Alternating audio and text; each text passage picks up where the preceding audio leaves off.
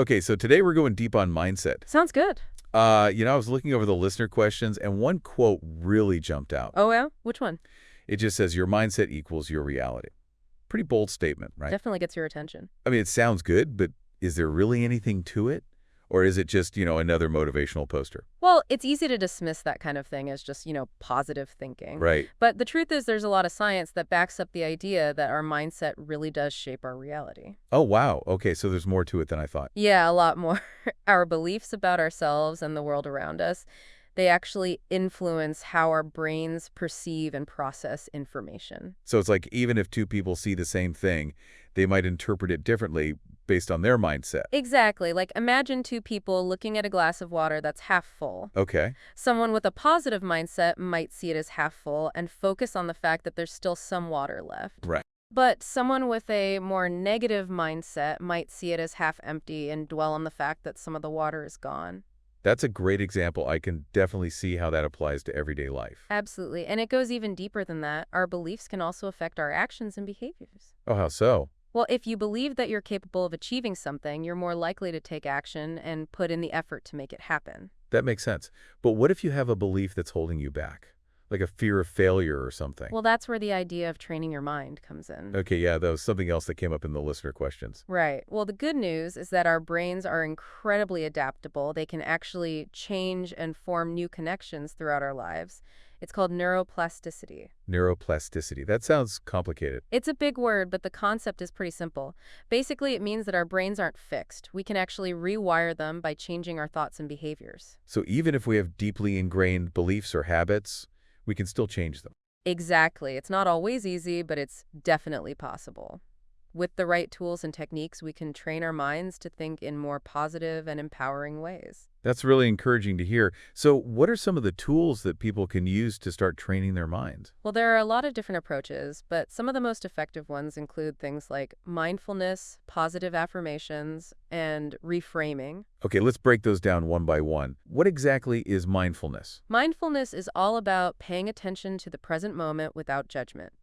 It's about noticing your thoughts, feelings, and sensations without getting carried away by them. So it's like being aware of your thoughts, but not letting them control you. Exactly. It's like watching your thoughts float by like clouds in the sky. You acknowledge them, but you don't engage with them or let them dictate your emotions. I can see how that would be helpful, but how do you actually practice mindfulness?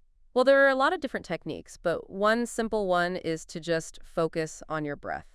Your breath. Yeah, just notice the sensation of your breath as you inhale and exhale. It's a really simple but powerful way to anchor yourself in the present moment. Okay, that sounds easy enough. I'll have to give that a try. And what about positive affirmations? Positive affirmations are basically positive statements that you repeat to yourself either out loud or in your head. Like, I am strong or I am capable. Exactly. The idea is that by repeating these affirmations regularly, you start to believe them on a deeper level. And when you believe in yourself, you're more likely to achieve your goals. So it's like you're reprogramming your subconscious mind. In a way, yes. By repeating these positive statements, you're creating new neural pathways in your brain that support those beliefs. That's pretty amazing. And what about reframing? You mentioned that earlier. Reframing is a technique that involves looking at a situation from a different perspective. Okay, give me an example. Sure. Let's say you're stuck in traffic and you're starting to get really frustrated. Ugh, I hate when that happens. Instead of focusing on the negative aspects of the situation, like the fact that you're late or that you're wasting time, you could try reframing it as an opportunity to relax and listen to some music or to catch up on phone calls. Oh, that's a good idea. I never thought of it that way. By changing your perspective on the situation, you can actually change your emotional response to it. So reframing is basically about choosing to see the positive in any situation. Exactly. And it can be a really powerful tool for managing stress and overcoming challenges. This is all really fascinating. I'm starting to see how much power our mindset really has.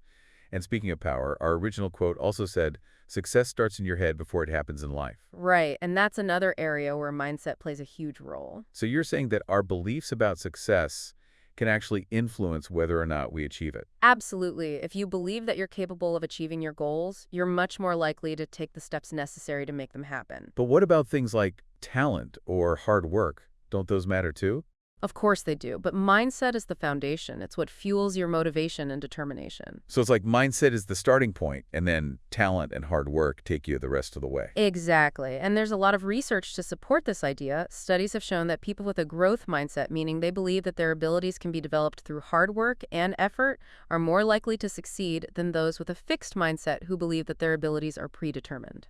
Wow, that's really interesting. So how can we develop a more growth-oriented mindset? Well, one of the best ways is to focus on learning and improvement rather than just on outcomes. So instead of just trying to win or be the best, it's more about the journey and the progress you make along the way. Exactly. It's about embracing challenges as opportunities to learn and grow. That makes a lot of sense. And, it reminds me of something I read recently about the power of visualization. Oh, yeah. Visualization can be a really powerful tool for achieving success. I've heard that athletes use it a lot to prepare for competitions. Right? They'll mentally rehearse their performance over and over again in their minds, and it actually helps them to perform better in real life. So it's like they're training their brains to expect success. Exactly. And it works for all kinds of goals, not just athletic ones. You can use visualization to prepare for a job interview, a presentation, or any other challenging situation. I'm definitely going to have to try that. So we've covered a lot of ground today. We've talked about mindfulness, positive affirmations, reframing visualization, and the power of a growth mindset. It's been a great discussion. And I think it's clear that our mindset really does have a profound impact on our lives.